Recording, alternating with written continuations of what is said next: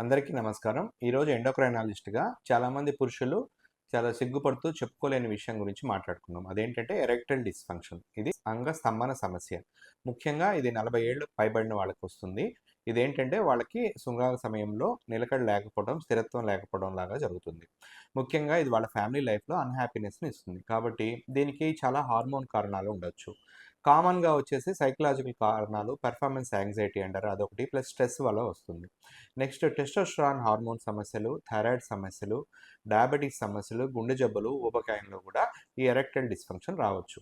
ఎవరికైతే ఈ erectile dysfunction వచ్చిందో వాళ్ళు ముఖ్యంగా వాళ్ళ ఎండోక్రైనాలజిస్ట్ సలహా మేరకు వాళ్ళు గాని ఎవాల్యుయేషన్ చేసుకోవడం ద్వారా ఫస్ట్ పార్ట్నర్‌తో ఏమైనా ఇష్యూస్ ఉన్నాయా? తర్వాత స్ట్రెస్ ఏమైనా ఉందా?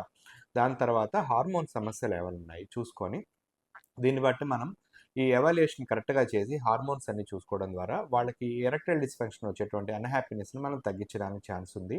ఇంకో ముఖ్య ఉద్దేశ్యం ఏందంటే కొత్తగా ఎవరికైనా ఈ సమస్య ఎరెక్టైల్ డిస్‌ఫంక్షన్ వస్తే వాళ్ళకి కార్డియాక్ ఇష్యూస్ కూడా చూసుకుంటాం. అంటే ఏంటంటే ఈ రక్తనాళాల్లో వచ్చేటువంటి రక్త ప్రసరణ సమస్యలనేవి గుండెకి ఉండొచ్చు, బ్రెయిన్‌లో కూడా ఉండొచ్చు కాబట్టి 40 ఏళ్లు పైబడిన వాళ్ళకి ఎవరికైనా సరే ఎరెక్టైల్ డిస్‌ఫంక్షన్ అనే సమస్య వస్తే వెంటనే సలహా మేరకు వాళ్ళు వాళ్ళకి సంబంధించినటువంటి హార్మోన్ ప్రొఫైల్ చేసుకోవడం ద్వారా, మెటబాలిక్ ప్రొఫైల్ చూడటం ద్వారా వాళ్ళకి ఫ్యూచర్‌లో వచ్చేటువంటి వేరే ఇబ్బందులు కూడా మనం ముందుగానే పసిగట్టవచ్చు. Thank you.